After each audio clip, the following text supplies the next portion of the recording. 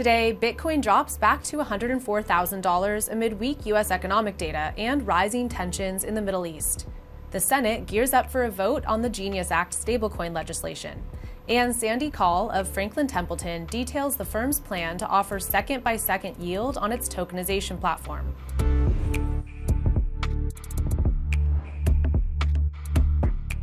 Welcome to CNBC's Crypto World. I'm Katie Tarasov. Digital currencies are back in the red today as investors keep a close eye on the conflict between Israel and Iran. And as weak retail sales and homebuilder sentiment data released today raised concerns about the strength of the U.S. economy. By noon Eastern, Bitcoin sank back to the $104,000 level, a 3% decline since yesterday.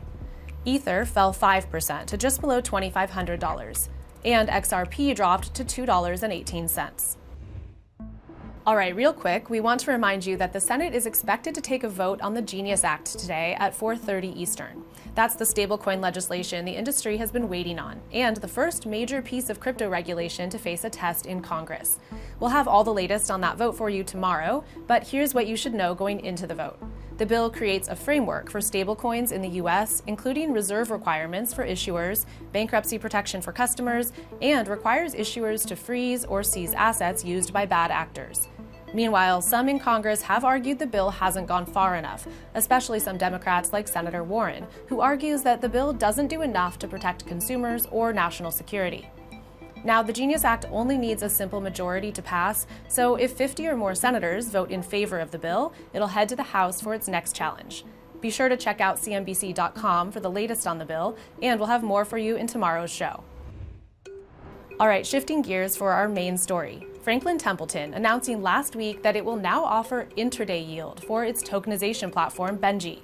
This means customers could earn yield for every second they hold an asset, rather than at the end of each day. This could unlock payouts for customers who might buy and sell an asset within a single day. Crypto World's Jordan Smith spoke to Sandy Kaul, Franklin Templeton's head of innovation, about the new offering, along with what it could mean for the future of Wall Street and the possibility of 24-hour markets. All right, Sandy, thank you so much for being here. Last week, Franklin Templeton announced it was bringing intraday yield to its tokenization platform, Benji. Walk me through this announcement and what it means for Benji customers. Yeah, this is a really, really exciting announcement because this is the first true innovation of a traditional financial product that is really taking advantage of what these new blockchain rails can support. So the way a traditional money market works is they calculate the shareholder record at the end of the trading session. And if you want to qualify to earn yield, you need to be a shareholder of record at the end of the day, right?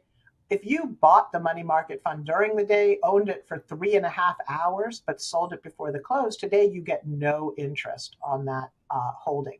But the way that we have used the blockchain is we have built a system where we can calculate the shareholder record second by second. And therefore, if you own it for 3 hours and 2 minutes, you can get 3 hours and 2 minutes worth of the yield, which allows people to really have a better, truer reflection of what their trading book deserves in terms of dividend, right? On top of that, the way that you get paid today in a traditional money market fund is they accumulate the interest that you're owed every day, and they pay you out once monthly at the end of a month. Because we are now running our own transfer agent on the blockchain and issuing exposure to our fund via a token, you are actually able to get yield paid out every single calendar day in additional token issuance. So that includes Saturdays, Sundays, and holidays. So you get a more regular money market flow.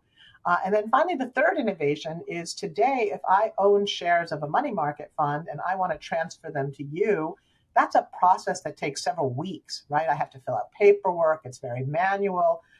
Right now, because it's token and wallet based, I could simply transfer my tokens to you instantaneously. And this is opening up tremendous new use cases for money market funds and making them look and act very similar to stablecoins.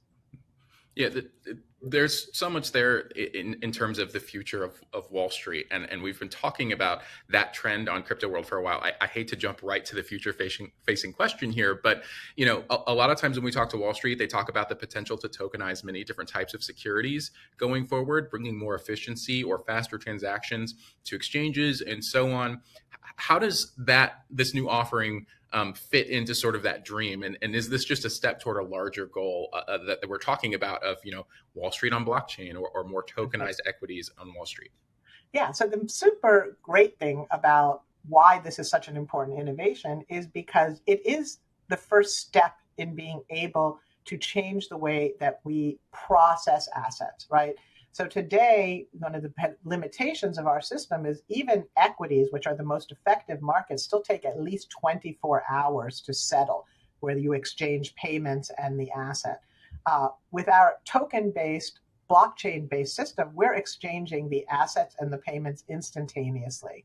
And this is going to be applicable not just to money market funds, but to any fund that we launch on these platforms. You're going to be able to have real-time settlement, what they call atomic settlement of transactions.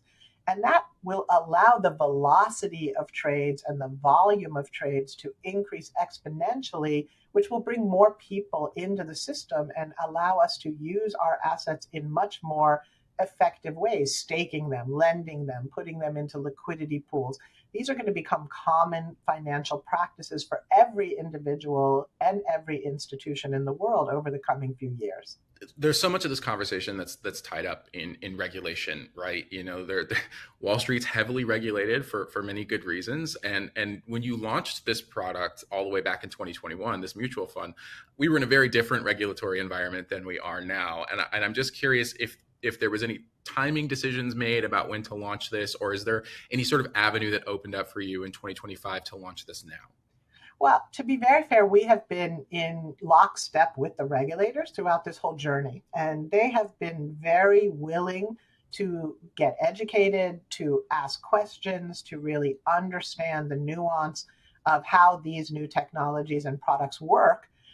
So it has been a long journey to get us to this point, but we have been doing that journey even during the prior administration in lockstep with the regulators. Certainly, I think that there has been an increased pace of momentum and an increased receptiveness to how do we accelerate this ability to move. And in fact, what we're really beginning to become very excited about is we think that we could see more progress in re-architecting the financial market infrastructure in the next 5 years than we have seen probably in the last 50. And that's a really, I think, exciting point to be at in terms of this journey. If I can switch gears just slightly to the other form of crypto adoption happening on Wall Street, we are expecting an update from the SEC on the spot XRP ETF proposed by Franklin Templeton. They also recently just delayed a decision on whether you can stake your ETH holdings for your Ethereum ETF. And I'm not going to ask you to speak on those filings specifically. I know you can't, but I think it gets to a larger question I have around Wall Street appetite for these products. Obviously we saw a boom for Bitcoin ETFs, but not so much for Ethereum ETFs. What is Wall Street signaling in terms of appetite for these altcoin ETFs or these more niche crypto products? Yeah, so I think that we're at a very important kind of inflection point around demand, right? When we first launched these crypto ETFs, there was a surge of institutional interest and a surge of individual interest. But the main route to market for most Americans is through their advisor networks, right? And these advisory platforms have been taking a longer time to really assess the viability and assess the track records and assess the operational ongoing operations of these new products. So we are starting now to really see the pathway for the wealth platforms to begin offering these products as part of an everyday portfolio, right? Having a diversified portfolio that includes equities, includes fixed income, includes alternatives is really the pathway that we see wealth heading, these well-diversified portfolios. And crypto allocations to these ETFs are becoming a standard part of those new model portfolios that are driving the wealth industry. So, It has taken a little bit more time for the wealth platforms to get to this point, but we are seeing great progress there. And I think that within the next 12 months, you're going to see, particularly as regulatory certainty becomes a little bit more clear, you're going to see great uptake and adoption and the inclusion of these products in model portfolios, such as we have been able to do at Franklin Templeton. Final question. I can't let you go without getting a vibe check on the crypto market. I mean, we're getting ready to close out the first half of the year. It has been a whirlwind for investors. Do you expect the summer doldrums that we typically get, or are we just in for another fire hose through the second half of the year? I am a big believer that people's understanding of these new opportunities and people's excitement about these new opportunities is really starting to ripple out from the original core sets of investors. And as more companies, as more asset managers, as more individuals, as more advisors become understanding and excited about this growth opportunity, that demand is going to continue to come in and expand the markets. Don't forget, crypto is still only looking at about a $3 trillion market cap. That compares to 100 trillion of assets that are being professionally managed. So there's plenty of room for this allocation and these interests to grow. And when there's incoming demand, that really does create a underpinning of support in a market that allows prices to really have that stability that lets them explore whether they can push higher. Okay, that's all for Crypto World today. We'll be back again tomorrow, and we'll see you then.